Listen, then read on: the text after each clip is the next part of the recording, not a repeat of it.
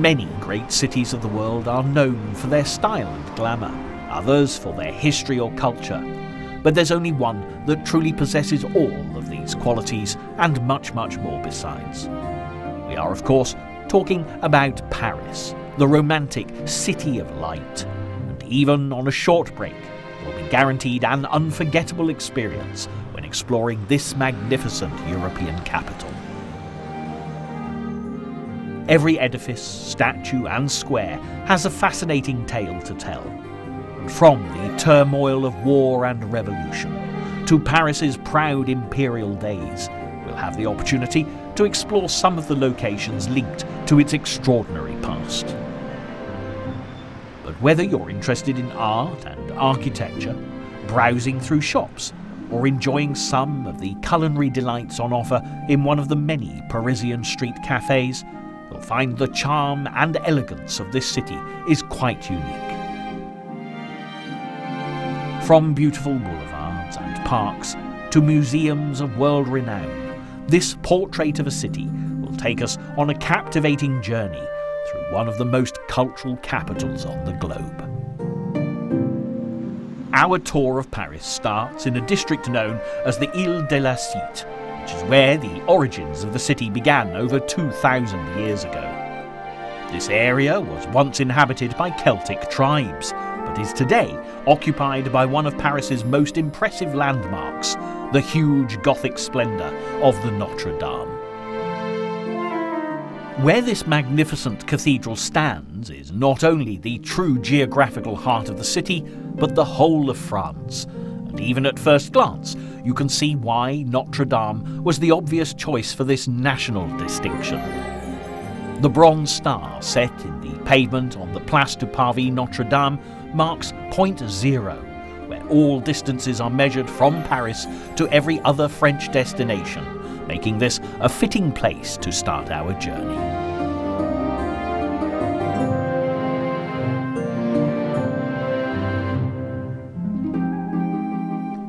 Looking upwards from point zero, directly opposite the main entrance to Notre Dame, you get a real sense of the grandeur and significance of this cathedral, as the two towers of the west front lead your eyes heavenwards. The first stone was placed by Pope Alexander III in 1170, and during the 200 years that followed, an army of architects and stonemasons carefully shaped a truly spectacular religious building. From the incredible flying buttresses which you'll find at the eastern end of the cathedral, to the legendary gargoyles and the many statues gracing its archways and doorways, Notre Dame is a medieval masterpiece. If you venture inside, you'll find a whole host of treasures, and the stained glass windows are truly breathtaking. The south rose window is 43 feet high and still retains some of its original 13th century glass. Without doubt, Notre Dame is the most famous attraction on the Ile de la Cité, but it's also well worth looking out for the building known as the Conciergerie, which occupies the westerly tip of the island. It will take you back in time to a much darker period in the history of Paris. Although today the Conciergerie is an extremely popular tourist attraction, in days gone by, this was one of the city's largest and most notorious prisons, and there's still a torture chamber inside, which you can explore if you're feeling brave enough. Originally, the building was a glorious medieval castle inhabited by the kings of France, until the royal household was moved elsewhere at the end of the 14th century. The Conciergerie became a jail after 1390, however, it was in the 18th century when this prison really came to prominence.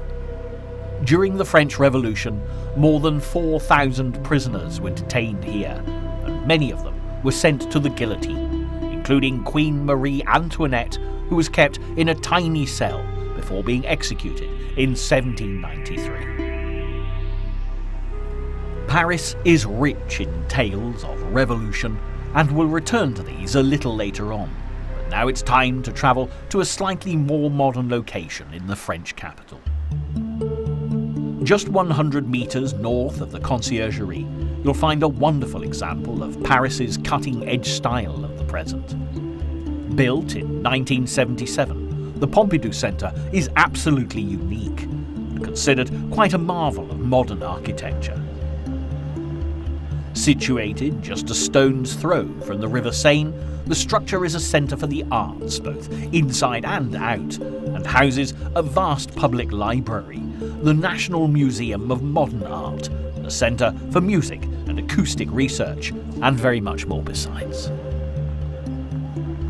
With an intriguing and visually challenging exoskeleton, those less keen on the design have described it as covered in scaffolding.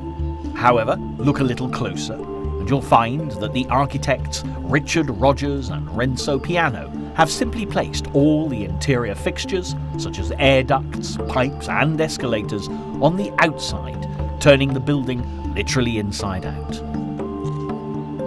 Nearby, you'll find the colourful Stravinsky fountain, which is an intriguing sight, even without the water. But as fascinating as all this modernist architecture and sculpture might be, if you're hankering after something a little more traditionally Parisian in style, you don't have to walk very far to see a different side of this beautiful city. Wander along the Rue Quincampoix and you'll immediately be transported back to the elegance of bygone Paris. With beautifully restored original 18th century hotels, cosy cafes to hide away in, and a number of very contemporary art galleries, this is a really wonderful part of Paris in which to unwind and soak up the unmistakably continental atmosphere.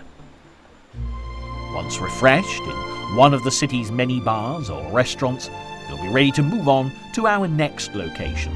And if you enjoy art and architecture, you cannot fail to be captivated by this wonderful sight. The most dramatic evidence you'll find of Paris's less than conventional approach to municipal building has to be the magnificent Palace of the Louvre. Originally constructed as a fortress by King Philippe Auguste in 1190 to protect Paris from Viking raids, successive monarchs have since added to the mix to create a stunning array of buildings. But despite the elegant architectural splendour of centuries gone by, for most people, when the Louvre is mentioned, the first thing they will think of is the great glass pyramid that stands at the main entrance to the museum. The iconic structure, designed by I.M. Pei, was completed in 1989 and really brought the museum into the modern age as the new millennium approached. By using glass, the architect's intention was to enable those who come here to still see the historic buildings that surround the pyramid, while flooding light down into an underground reception area. It would certainly appear that he achieved his goal. Today, thousands of visitors flock daily to the Louvre, where some of the world's best loved works of art and sculpture are on display, including the museum's most viewed exhibit, Leonardo da Vinci's portrait of the Mona Lisa. To the west of the Louvre, you'll have the opportunity to soak up a little more of the history and culture of Paris. The beautiful Arc de Triomphe du Carrousel was built between 1806 and 1810 to celebrate the most famous military victories of the Emperor Napoleon Bonaparte, and provides an impressive addition to the area.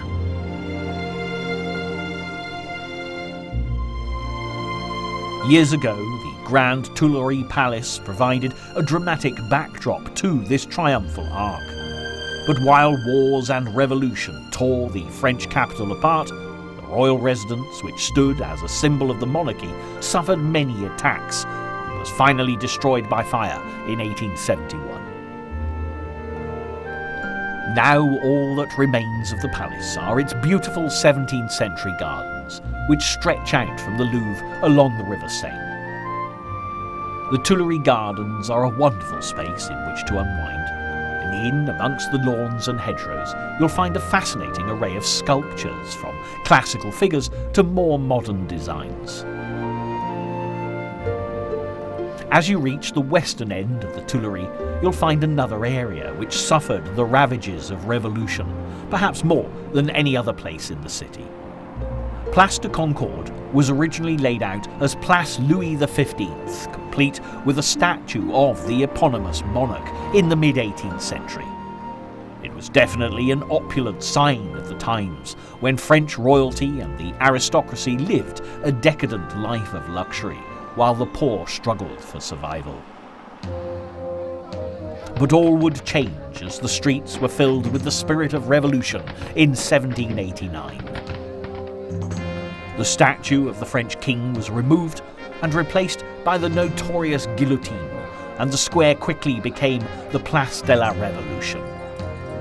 Over 1,000 people lost their lives here, including Queen Marie Antoinette, King Louis XVI, and many others. It's hard to believe today that this beautiful Parisian square once ran thick with the blood of its own people. But after the revolution, in a spirit of reconciliation, it was renamed once again the Place de la Concorde. But now it's time to leave the past behind for a while and move on to an area which bustles with the energy of modern-day France. And after delving into Paris's turbulent history, a gentle stroll down the Champs-Élysées is certainly to bring some light relief. This elegant, tree-lined avenue is considered to be one of the most beautiful streets in the world. It's also become an extremely exclusive place to see and be seen. To rent a property of any description on the Champs-Élysées will set you back a great deal financially, and only New York's Fifth Avenue would cost you more. After dusk, the boulevard is an even more impressive sight, and while the city is magically lit for the evening, this is the perfect time to explore some more of the city's most iconic monuments.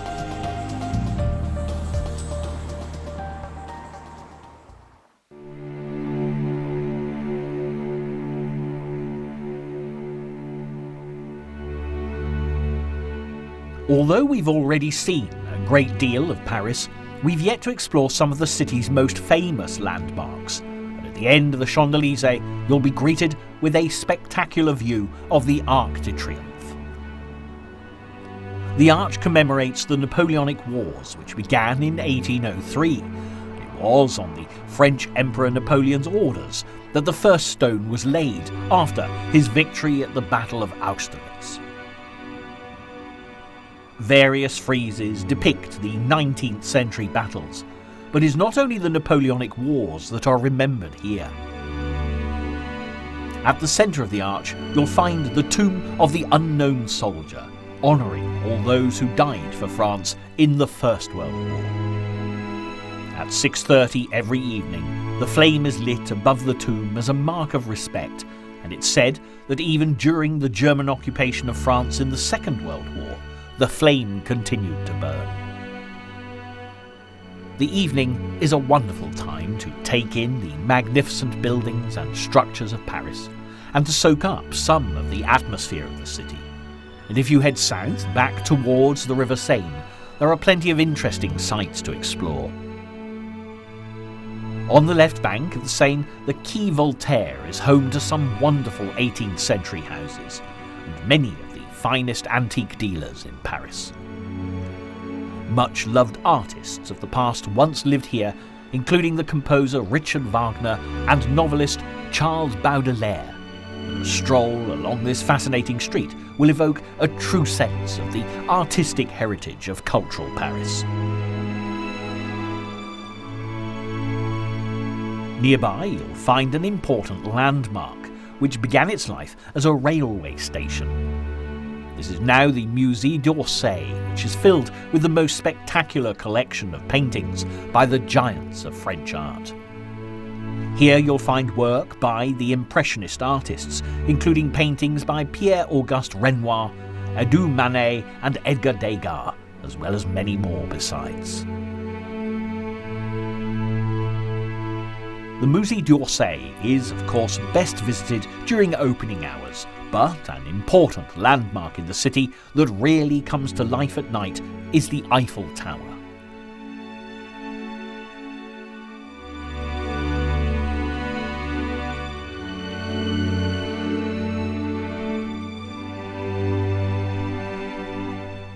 Situated about a kilometre west of Quai Voltaire, the Eiffel Tower presides over the River Seine and dominates the Parisian skyline. One of the many wonderful aspects of the Eiffel Tower is that no matter how many times you've seen it in books, films or posters, when you actually get to see it in person, it'll still exceed your expectations with its beauty and grace.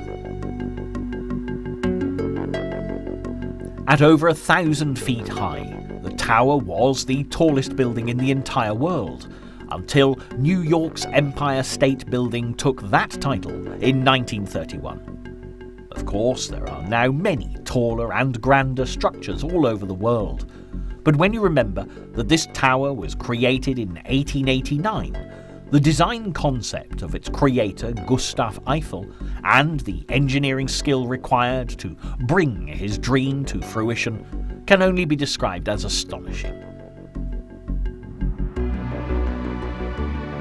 Forever a symbol of Paris all over the world, it's incredible to think that a 19th century structure of iron and rivets can still have such a mesmerising effect on the senses, as each new generation discovers the unique experience that is the Eiffel Tower.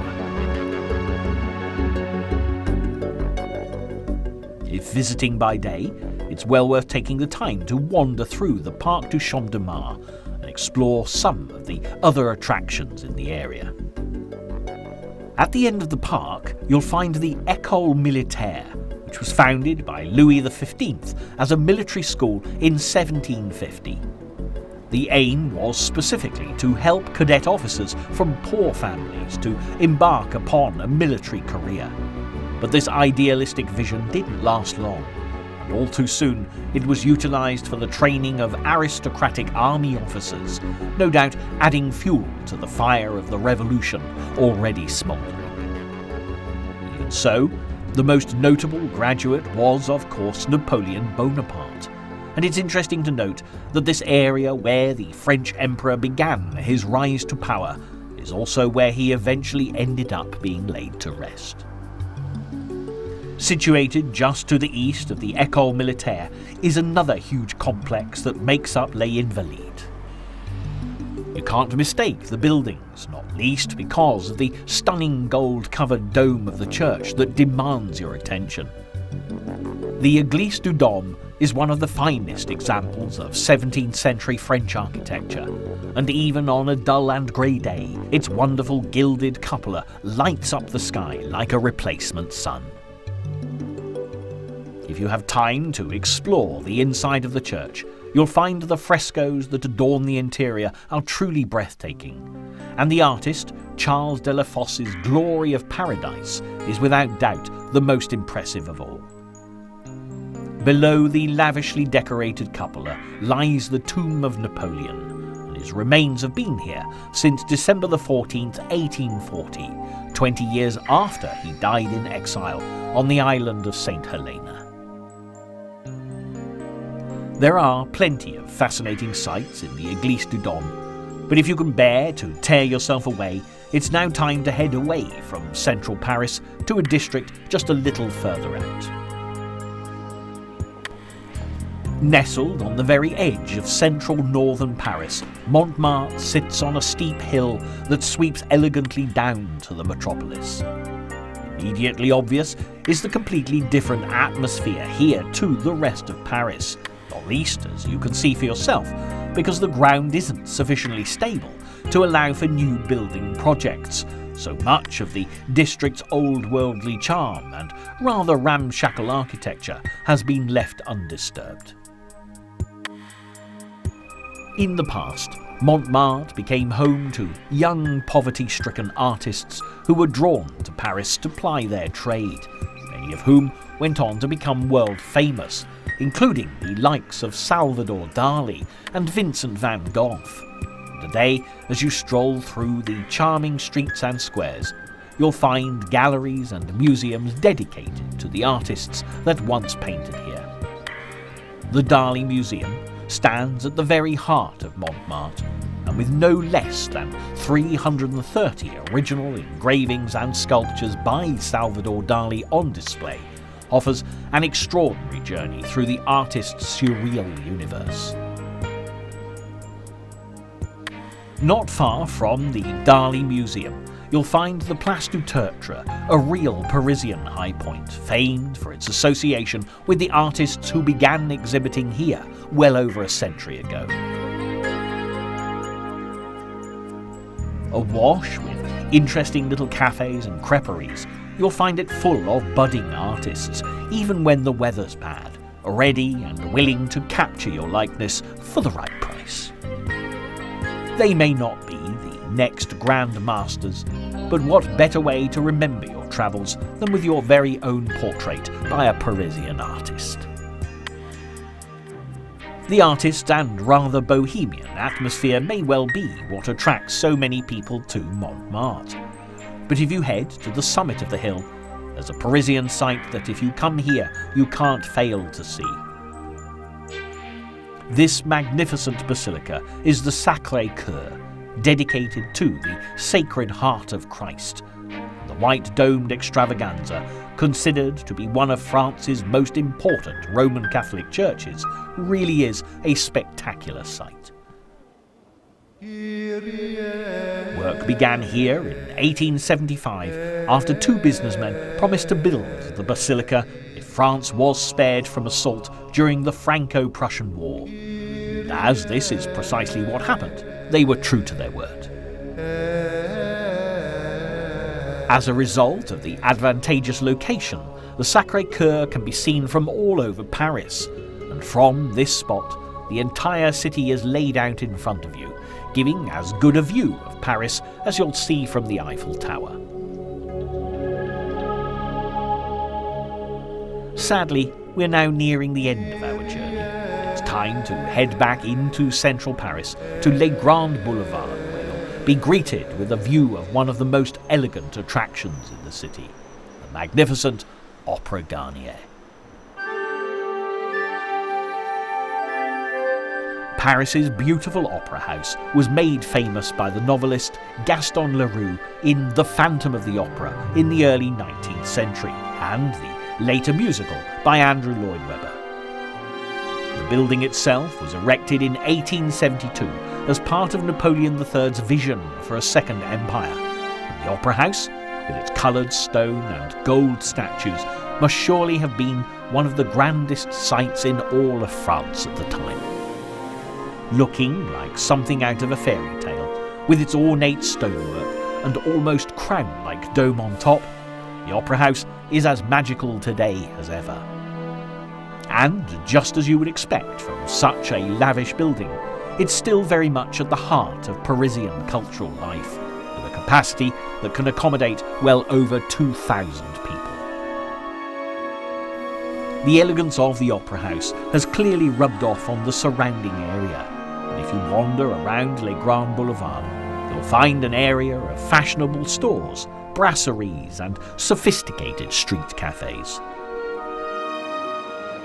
The area is the epitome of culture and style, as well as being a wonderful example of everything that makes Paris such a delightful and memorable city.